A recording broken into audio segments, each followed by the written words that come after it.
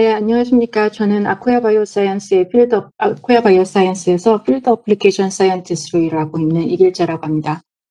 바쁘신 중에도 시간을 내서 웨비나에 참석해 주신 여러분들께 감사를 드리고, 모쪼록 오늘 필요하신 많은 내용들을 얻어가실 수 있는 계기가 됐으면 좋겠습니다. 오늘 제 발표의 내용은 The Spatial Biology Solution from Aqua Bioscience for Multi-Omics Research입니다. 최근의 리서치 트렌드는 누가 뭐라 해도 멀티오믹스라고 할 수 있습니다. 지노믹스, 프로테오믹스, 트랜스크립토믹스와 같은 그리고 이미징 기술과 같은 다양한 기술로부터 양질의 데이터를 많이 확보를 하여 이들 간의 유기적인 결과 분석을 통해서 필요한 데이터를 얻어내는 것인데요. 저희 아코야 바이오사이언스의 멀티플렉스 이미징 플랫폼도 이 멀티오믹스를 위한 하나의 솔루션이라고 볼 수 있습니다. 오늘 이 연구에서는 아코야 바이오사이언스의 멀티플렉스 이미징 기술을 이용한 스페이셜 바이올로지가 무엇인지, 그리고 이것이 연구와 임상에서 어떻게 활용될 수 있는지에 대해서 소개를 드리도록 하겠습니다. 최근의 리서치 트렌드는 캔서 이뮤노세라피로 대표되는 그 멀티오믹스 리서치로 옮겨가고 있는데요. 저희는 이것을 항암 치료의 그 패러다임의 시프트에서 볼 수가 있습니다.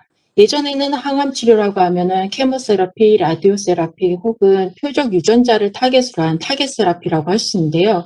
2000년대 초반 CTLA 항체를 타겟으로 한 대표적인 이뮨 체크포인트 이니비터를 처리함으로써 항암 효과가 크게 증가하고 환자의 생존율이 증가한다는 것을 확인을 했습니다. 그 이후로 항암 치료는 대표적으로 면역 치료로 옮겨가게 됐고요. 최근에는 PD-1, PD-L1 인터랙션을 PD-1, PD-L과 같은 이뮨 체크포인트 이니비터에 대한 상관관계를 이해함으로써 상관관계를 이해함으로써 생존율을 증가시킬 수 있는 그 기대치가 높아지면서 이 환자에서의 그 이뮤노세라피에 대한 관심이 증가를 하게 되었습니다. 환자의 이뮤세라피를 위해서는 환자의 면역 환경을 이해를 해야 될 텐데요. 이게 그렇게 쉽지만은 않기 때문에 저희는 대표적으로 이 프로테오믹스 리서치 접근을 통해서 솔루션을 찾아내려고 하고 있습니다. 대표적으로 이런 방법이 있는데요.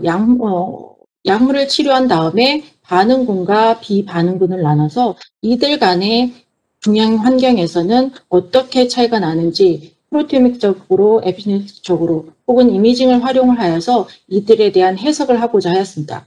여기에서 나오는 수많은 데이터들은 AI 혹은 빅데이터 매니지먼트를 통해서 그들의 스페이셜 피처를 확인을 하고 결국에는 새로운 환자가 발생을 했을 때 이미 정립된 테크놀로지를 이용하여 각 환자별로 스페이셜 맵을 정립을 하게 됩니다. 예측을 하게 됩니다. 만나게 되겠고 이 스페이셜 맵을 가지고 의사나 패솔로지스트들은 약물에 대한 예후를 예측을 한다든가 생존율을 짐작을 하게 되겠습니다.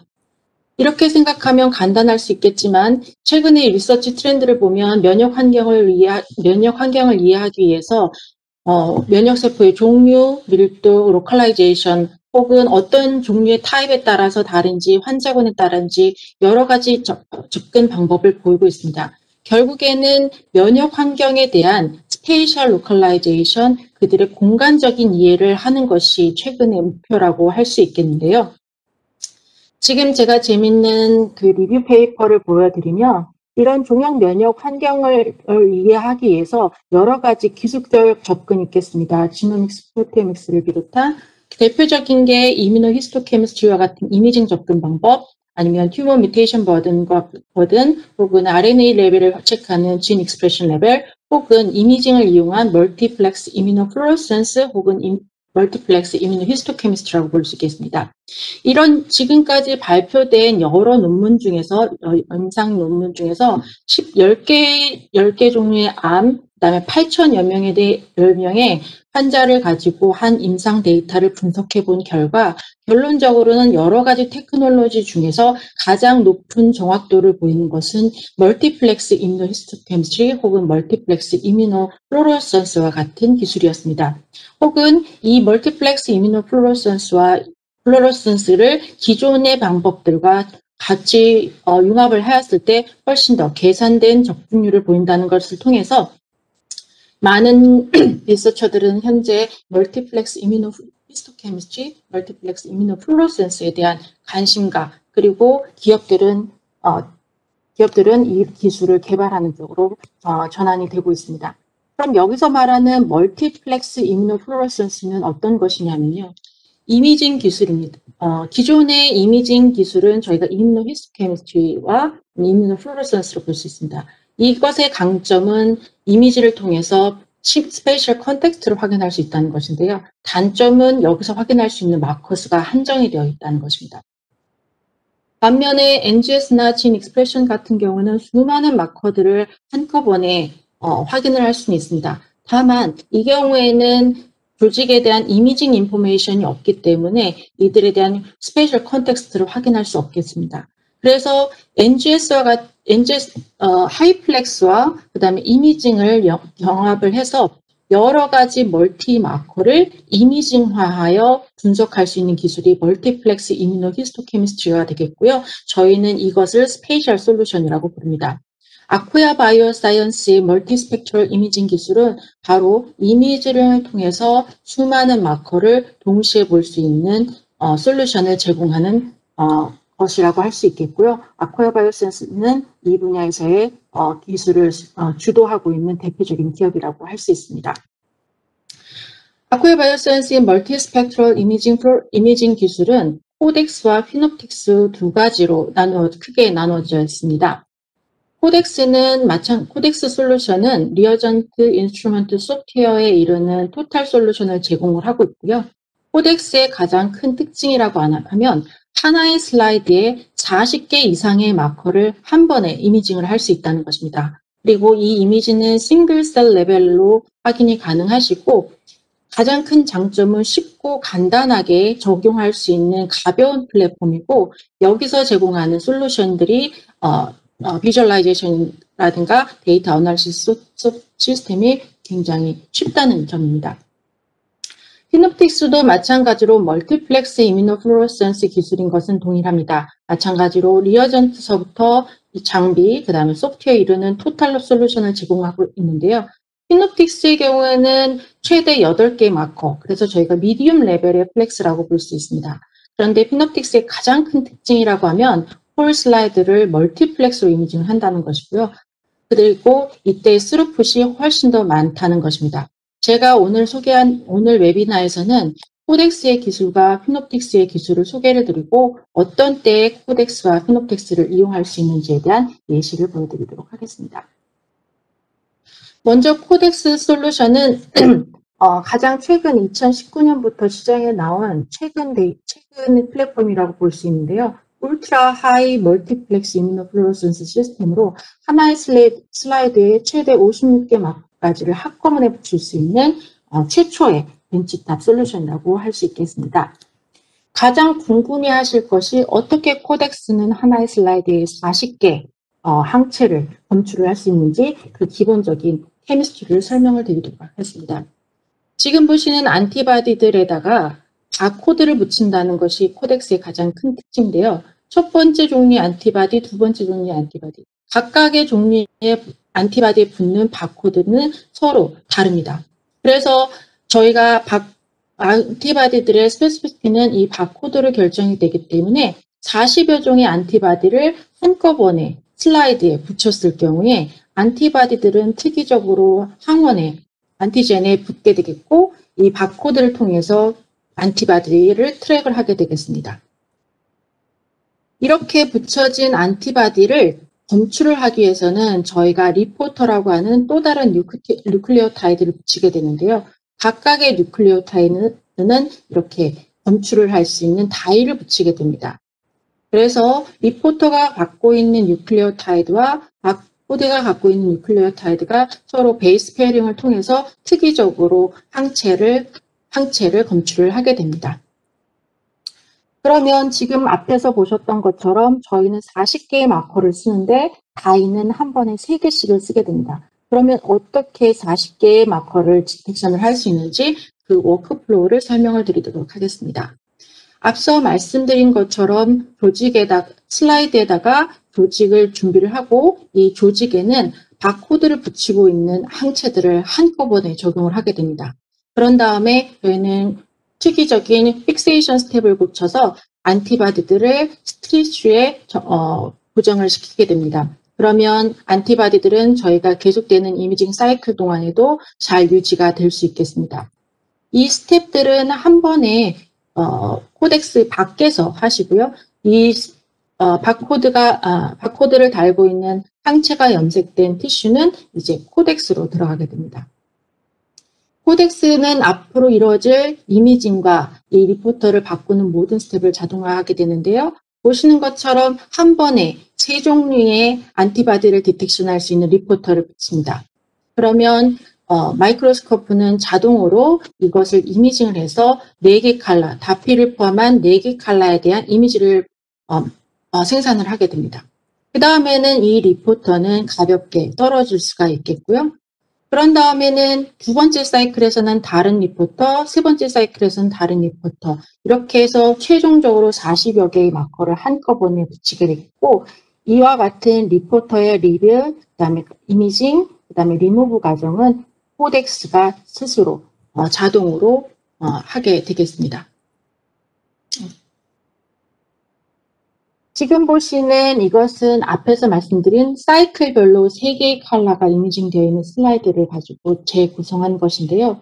지금 자세히 보시면 아시겠지만 40사이클 동안 이미지가 되는 동안 세포는 전혀 움직이지 않습니다. 다만 각 사이클에서 얻어지는 컬러들이 겹쳐지면서 하나의 세포에 10개의 마커가 레이블링이 되더라도 저희는 그것을 검출할 수가 있게 되겠습니다. 여러분들이 지금 예상을 하셨듯이 홀 슬라이드에서 그다음에 40개의 마커를 이미징을 하면 어마어마한 양의 이미지가 나올 것이라고 예상을 하실 것입니다. 이것은 코덱스가 갖고 있는 소프트웨어로 굉장히 쉽고 정확하게 재구성이 되겠는데요. 스티칭이라든가 쉐이딩, 백그라운드 서브트랙션 등의 과정을 자동으로 거쳐서 코덱스는 한 사이클의 홀 슬라이드에서 40여 개의 마커를 정확하게 이미징을 해낼 수가 있겠습니다.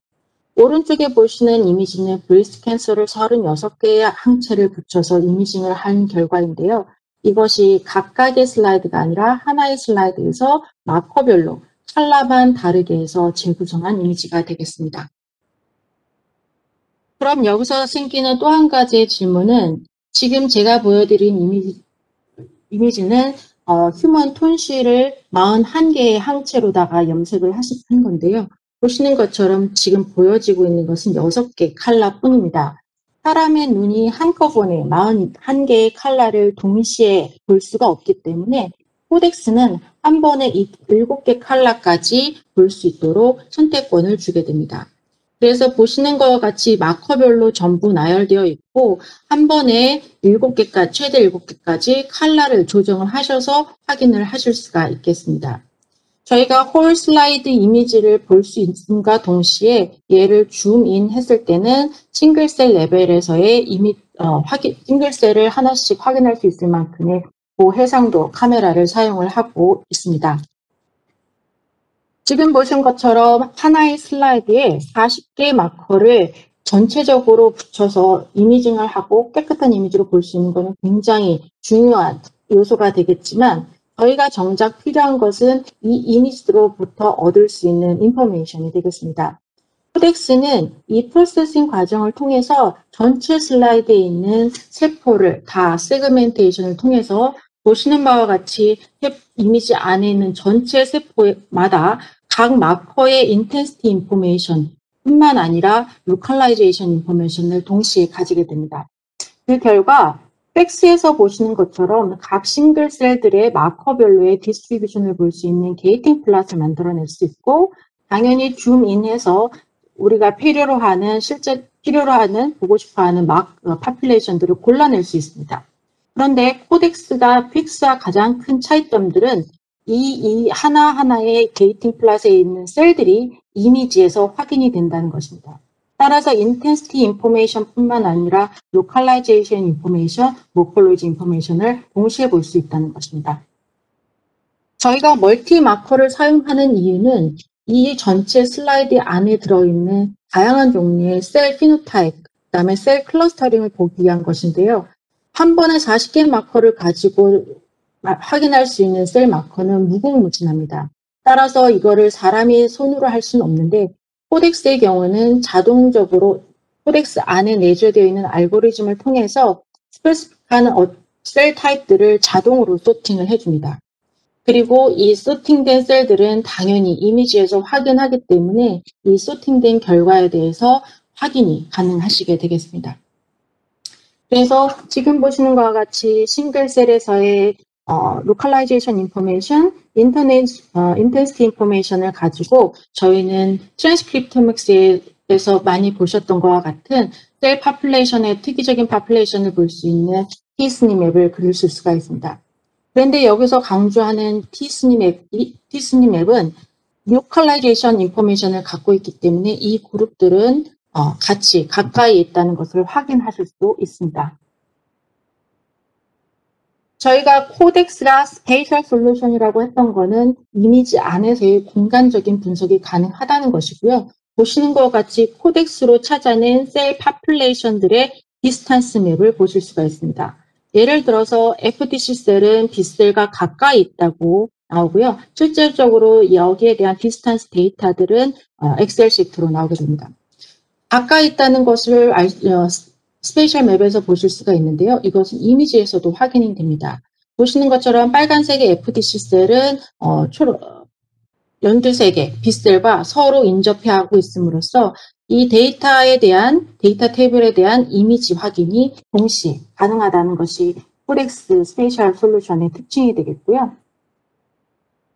코덱스에서 만들어내는 스페이셜 각종 파퓰레이션의 인포메이션으로는 최종적으로 서커스 맵을 만드실 수가 있습니다.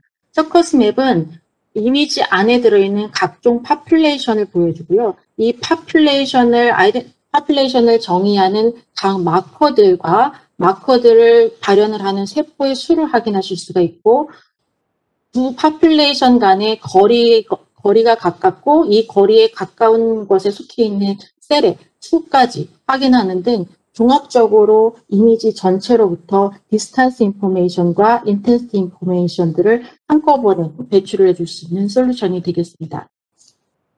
그래서 코덱스가 실제적으로는 어떻게 활용될 수 있는지 논문을 통해서 보여드리겠는데요. 최근에 셀에 발표된 대장암에서의 대장암 연구 결과를 예시로 해서 보여드리도록 하겠습니다. 대장암 환자 중에서 예후가 좋은 환자와 예후가 좋지 않은 환자 두 그룹으로 나눠서 35명의 환자를 추리고 이 환자로부터 140개의 조직을 떼어냈습니다. 그래서 티슈 마이크로 어레이를 한 다음에 얘를 코덱스로 레이블링을 했는데요. 이때 대장암의 주요 마커로 사용되고 있는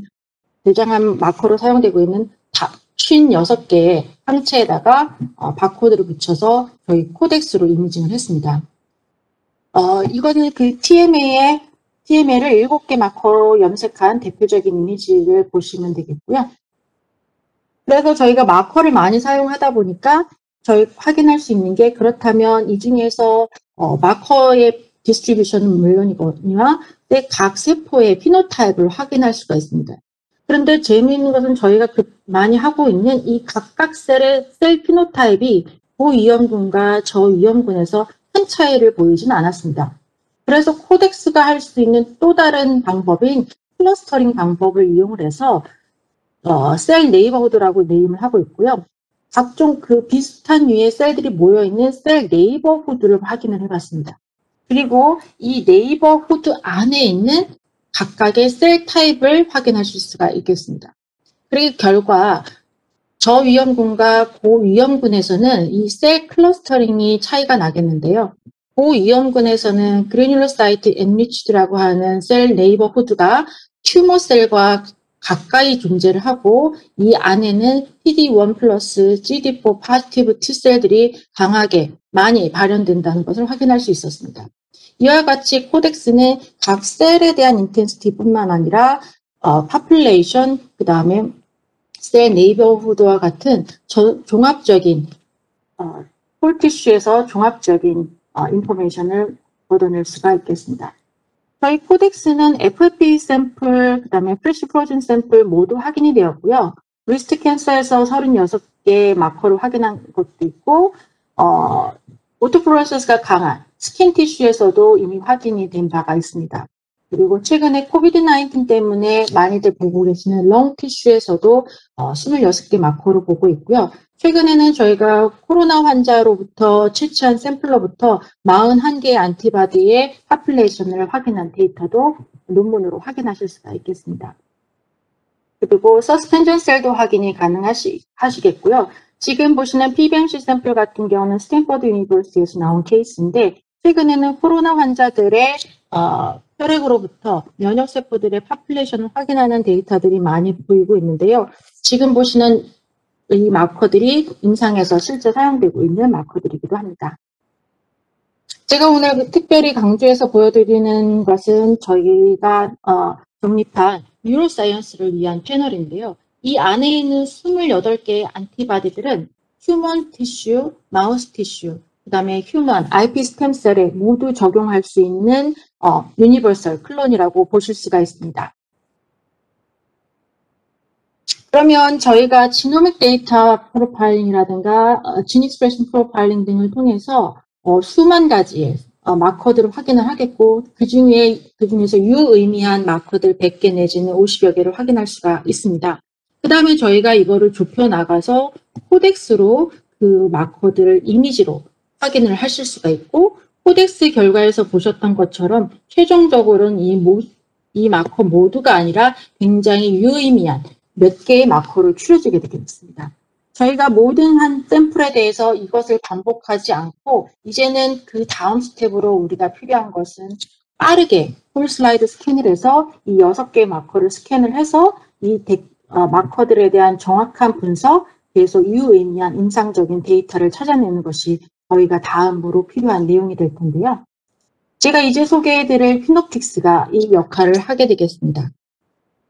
여러 지노믹 데이터, 그 다음에 코덱스 데이터를 통해서 유의미한, 임상적으로 유의미한 마커들 몇 개를 찾아내시면 O8 염색, 그 다음에 폴라리스로 이미징, 인폼으로 분석을 하여 임상 데이터를 찾아내실 수가 있겠습니다. 피노틱스 솔루션에서 사용하고 있는 O8은 기존의 이뮤노플로러스랑은 차이가 있습니다. 저희는 TSA라고 하는 시그널링 앰플리피케이션 솔루션을 사용하고 있는데요. 기존의 이뮤노플로러센스 경우는 하나의 항체를 다이가 붙어있는 세컨더리 안티바디 디텍션을 하는 반면에 TSA, O8은 하나의 항체에 여러 개의 다이를 붙일 수가 있습니다. 그 결과 익스포저 타임이 시그널을 강하게 발현할 수 있기 때문에 익스포저 타임이 줄어들게 되고 그렇기 때문에 자가 형광이 없어지게 되겠습니다. 그리고 이 다이들은 티슈에 코밸런트 본드를 형성해서 오랫동안 안정적으로 유지될 수가 있겠고요. 그 다음에 가장 큰 O8의 특징이라고 하면은 안티바디의 스페시스에 상관없이 사용할 수 있다는 점입니다. 이것은 다음에서 보여드리는 애니메이션으로 확인을 해드리겠는데요. 저희가 조직에서 면역 항원들을 디텍션을 할 때 항체를 쓰게 되는데 피노틱스의 경우에는 O8의 경우에는 하나의 슬라이드에 앞서 말씀드린 6개 혹은 8개의 항체를 한꺼번에 붙이게 됩니다. 한꺼번에 붙이는데 이때는 퓨어한 안티바디를 붙이게 되는데요. 퓨어한 안티바디는 보시는 것과 같이 다 같은 스페시스입니다. 이게 어떻게 가능하냐면 스테이닝 메커니즘이 다른데요. 첫 번째 항원에 대해서 항체를 붙이고 그 다음에 TSA, HRP가 컨주게이션 되어 있는 세컨더리 안티바디를 붙입니다. 그럼 이 HRP는 TSA를 액티베이션 시켜서 이만큼의 시그널을 증폭을 하게 되는데 이런 다음에는 마이크로웨이브 혹은 히트 트리트먼트를 통해서 항원 항체 반응을 떨어뜨리게 됩니다. 그러면 조직에 남아있는 이 TS58 다이를 저희가 이미징하게 되는데요. 이렇게 해서 첫 번째 라운드에서 사용되었던 항체, 1차 항체가 떨어지기 때문에 더 이상 1차 항체에 대한 인포메이션이 없고 저희는 계속해서 같은 스페시스에서 나온 다른 종류의 항체를 붙이실 수가 있겠습니다.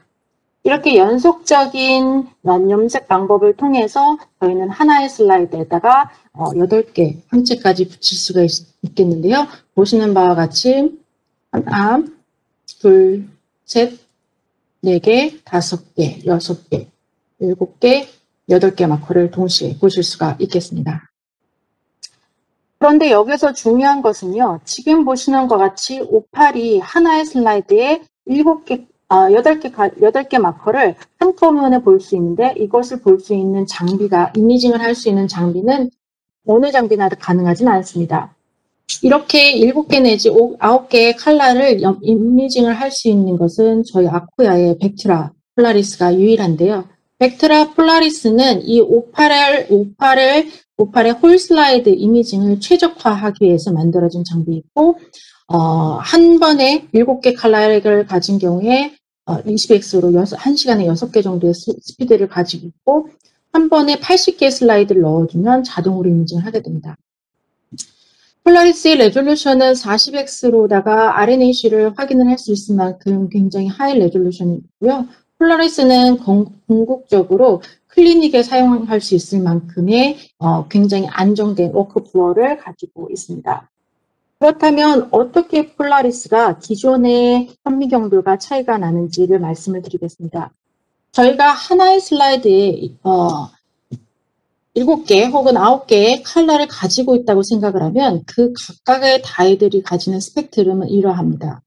이것을 네로 밴드 밴드 피터를 가지고 있는 일반 현미경으로는 이미 하기가 어렵고요.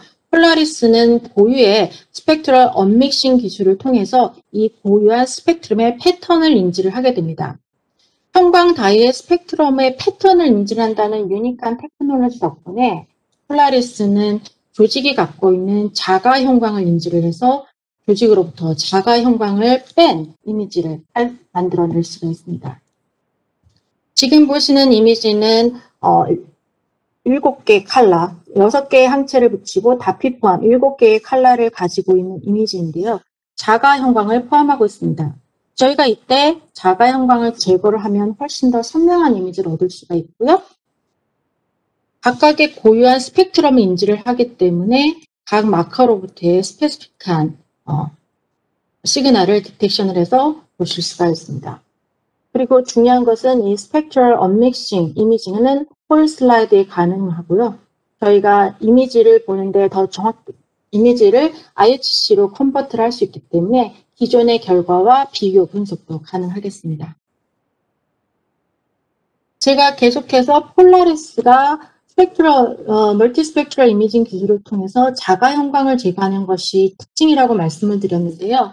기존 자가 형광을 포함한 일반 현미경으로 도출할 수 있는 이미지에 비해서 폴라리스가 훨씬 더 깨끗한 이미지를 보이는 것은 자명합니다. 그러나 중요한 것은 자가 형광을 제거함으로써 저희는 정확한 마커가 가지고 있는 시그널을 인식한다는 것인데요.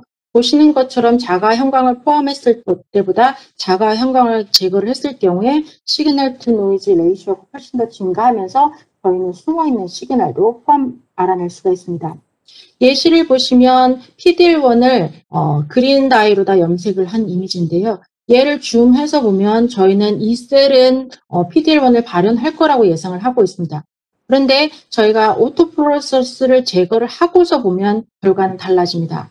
이 셀에서 보였던 이 초록색 시그널은 바로 자가 형광 때문에 생겨난 것으로 얘는 발현하고 있지 않습니다. 반면에 얘는 자가 형광으로 인지할 수도 있겠지만 저희가 스펙트럴 언믹싱을 통해서 제거를 하고 나면 얘는 진정한 58 시그널이라는 것을 확인할 수 있습니다. 그래서 자가 형광을 제거를 하는 것은 이미지에 대한 해석을 달리할 수 있고 대표적으로 저희가 7개 컬러를 본다고 했을 때 나타날 세포 안에서 찾아낼 수 있는 피노타입의 결과가 달라집니다.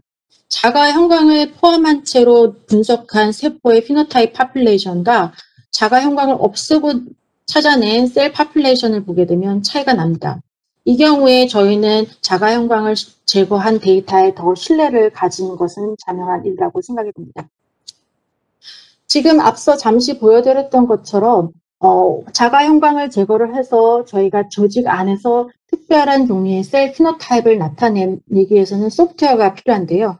저희 아코야의 피노틱스는 이미징서부터 스캔, 그 다음에 홀슬라이드 뷰어, ROI 어노테이션, 분석, 그리고 데이터 매니지먼트에 이르는 전체적인 소프트웨어 스윗을 가지고 있습니다. 이 과정을 간단히 설명을 드리면 홀슬라이드 오파를 가지고 홀슬라이드 염색을 한 휴먼 렁 티슈가 되겠습니다. PDM-PDLO 인터랙션을 위해서 염색을 하였고요. 자가 형광을 제거한 홀슬라이드에서 보시면 저희가 자가 형광이 제거된 효과를 보이기 위해서 이 리전을 줌해서 보도록 하겠습니다. 자가 형광을 가지고 있었을 경우에는 셀 피노타입이 찾기가 어려운 반면에 언믹싱을 해서 자가 형광을 제거를 하면 각각의 셀들을 아이덴티파이 하기가 쉽습니다. 그런 다음에 저희가 갖고 있는 소프트웨어의 가장 큰 특징인 머신러닝을 이용을 하여서 소프트웨어를 학습을 시키고 조직 안에 포함되어 있는 특이적인 티슈, 카테고리를 자동으로 분석을 하게 됩니다. 그리고 각 티슈 안에 포함되어 있는 셀을 아이덴티파이를 하고 각 셀들이 어떤 종류의 셀인지 피노타이핑을 해서 카운팅을 하게 됩니다. 그리고 가장 중요한 특징 중에 하나이며 아코야의 솔루션이 스페셜 바이올로지 솔루션이라고 할 수 있는 각 세포 간의 거리 계산을 자동으로 해주게 됩니다. 제가 세 부분만 보여드렸지만 이것은 홀 티슈에 적용이 가능한 솔루션이 되겠습니다. 그래서 피노틱스도 마찬가지로 코덱스와 같이 멀티 스펙트럴 이미징을 이용한 스페셜 솔루션이라고 볼 수 있는데요. 하지만 피노틱스의 가장 큰 특징은 저희가 이미 잘 정립되어 있는 리어전트를 이용을 해서 자동으로 30개의 슬라이드를 염색을 하고 한 번에 80장의 슬라이드를 스캔을 해서 저희가 이미 잘 컨피규레이션을 해놓은 어널리시스 솔루션을 활용을 한다면 24시간 안에 염색부터 분석까지가 가능한 하이 스루풋, 하이 스피드 솔루션이라고 볼 수가 있겠습니다. 저희 아코야 바이오사이언스의 피노틱스 솔루션은 이미 항암 연구에서는 골드 스탠다드처럼 사용되고 있고요. 지금 보이시는 일부의 저널에 표지를 장식하고 있는 예쁜 그림들이 대부분 아코야 바이오사이언스의 피노틱스로 이루어진 데이터가 되겠습니다. 아코야 바이오사이언스의 피노틱스를 이용한 퍼블리케이션은 굉장히 많이 찾아보기 쉬울 만큼 급속도로 많이 나오고 있고요. 손쉽게 찾아보실 수가 있겠습니다. 그래서 제가 오늘 두 가지 솔루션, 코덱스와 피노틱스를 소개를 드렸는데요. 이들의 활용에 대해서 간단 요약을 하면 코덱스의 경우에는 한꺼번에 40개 이상의 마커를 볼 수가 있고 그 다음에 패널 구성을 자유롭게 할 수 있고 그 다음에 어널리시스 솔루션이 무궁무진하며 되게 플렉서블하게 됩니다. 따라서 코덱스는 마커 디스커버리 혹은 리서치의 초기 단계에 활용하시기 유용하실 거고요. 코덱스를 통해서 좀 더 응축된 마커를 확인하신다면 피노틱스를 이용을 해서 빠르게 데이터 어포지션 및 데이터 어널리시스를 하시게 되겠고 이 피노틱스를 가지고 데이터에 대한 퀄리티 컨트롤을 하실 수가 있겠습니다. 앞서 잠시 언급드렸던 것처럼 코덱스는 클리닉에 활용될 수 있는 스탠다드 워크플로우를 만들기 위해서 지금 나아가고 있고 여러분들이 클리닉 트라이얼에 활용하시는 모든 데이터를 축적하여 조만간 클리닉에서 플랫폼으로 다이그노스틱 플랫폼으로 사용될 수 있는 것을 목표로 연구 개발을 하고 있습니다. 지금까지 경청해 주셔서 감사드리고 한국의 아코야 대리점인 BMS의 후원으로 지금 세미나를 하게 되었는데요. 더 궁금하신 내용 있으면 아래 화면에 보이시는 연락처로 연락을 주시면 감사하겠습니다.